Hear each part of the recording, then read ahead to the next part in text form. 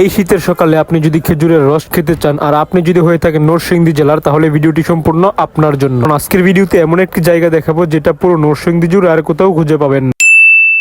একদম ভোরবেলা ঘুম থেকে উঠে বেরিয়ে পড়লাম খেজুরের রস খাওয়ার উদ্দেশ্যে। আর চারপাশের কুয়াশা দেখে বুঝতেই পারছেন একদম ভোরবেলা। হাঁটতে হাঁটতে চলে আসলাম বাস স্ট্যান্ড। এখানে এসে 2 মিনিট অপেক্ষা করতে না করতে বাস চলে আসলো। বারুচা থেকে ইটাখোলা যাওয়ার উদ্দেশ্যে উঠে পড়লাম বাসে, কারণ ইটাখোলা যেয়ে তারপর ওইখান থেকে যেতে হবে আমাদের মেন গন্তব্যে। ইটাখোলা এসে এখান থেকে 3 জনের রিজার্ভ সিএনজি নিয়ে যাত্রা শুরু করে দিলাম শিবপুর খড়িয়া গ্রামের উদ্দেশ্যে। দূরে না হওয়া একটুখানি আসার পরে চলে আসলাম ভাইরাল জায়গা শিবপুর খড়িয়া গ্রামের রাস্তায়। এসে দেখতে পেলাম সূর্য মামা একটু একটু উকি দিতেছে। তো একবার চিন্তা করেন কতটা সকালে বাসা থেকে বের হয়েছি। গাড়িতে আর একটুখানি বসে থাকার পরে চলে আসলাম শিবপুর উপজেলার খড়িয়া গ্রামের বইয়ার পুকুর পাড়। বেসিক্যালি জায়গাটা ছিল একদম দেখতে অসাধারণ। এক পাশে খেজুরের গাছ আর এক পাশে ডাব গাছ, মানে এক কথায় অসাধারণ। খেজুরের রস খাওয়ার জন্য এই শীতের সকাল এখানে এসেই পুকুরের পাড় ধরে হাঁটতে হাঁটতে চলে গেলাম রস খাওয়ার জন্য। যেহেতু ছিল একদম সকালবেলা আর চারপাশে ছিল কুয়াশা, যার কারণে ভিডিওটির কোয়ালিটি একটু খারাপ এসেছে। এখানে ভাই আসতে দেরি হয়েছে, কিন্তু আমাদের সাইফুল বড় ভাইয়ের খেজুরের রস হাতে নিয়ে খাওয়া দেরি হয় নাই। তো আমরাও আর বেশি দেরি না করে আমরাও যার যার হাতে গ্লাস নিয়ে ভিডিও করা শুরু করে দিলাম। তো শুধু ভিডিও করলেই তো চলবে না, ভিডিওর শেষে তো আবার গ্লাসটা চুমুক দিয়ে দেখতে হবে যে স্বাদটা কেমন। স্বাদটাও ছিল অসাধারণ। আর পরিবেশটা জাস্ট আপনারা একটু দেখেন।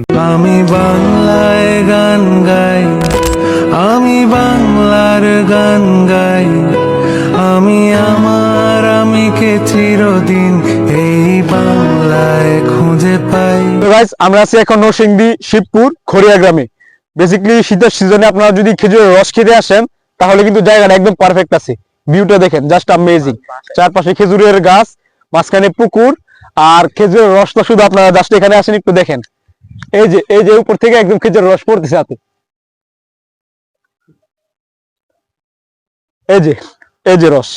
এখানে আমরা এসে দেখলাম একদম গাছের উপর থেকে রস তরতাজা পড়তেছে, যেহেতু ছিল একদম সকালবেলা। আর আমরা একদম সেই তরতাজা রসটাই খেলাম। তারপর এলাকাটা একটু সকাল সকাল হেঁটে হেঁটে ঘুরে দেখলাম এবং শিবপুর খড়িয়া গ্রামের ভাইরাল জায়গাটাতে একটু সময় কাটালাম। যেহেতু সকালবেলা ছিল, যার কারণে এখানে বেশি কিছু ছিল না। আর এখানে যে রেস্টুরেন্টটা উদ্বোধন হয়েছে সেটাও বিকালবেলায় জমজমাট থাকে, যার কারণে এখানে আর দাঁড়ালাম না। আজকের ভিডিও এই পর্যন্তই। আর জায়গাটা কেমন লাগছে সেটা কমেন্টে অবশ্যই জানাবেন। খুদা হাফেজ।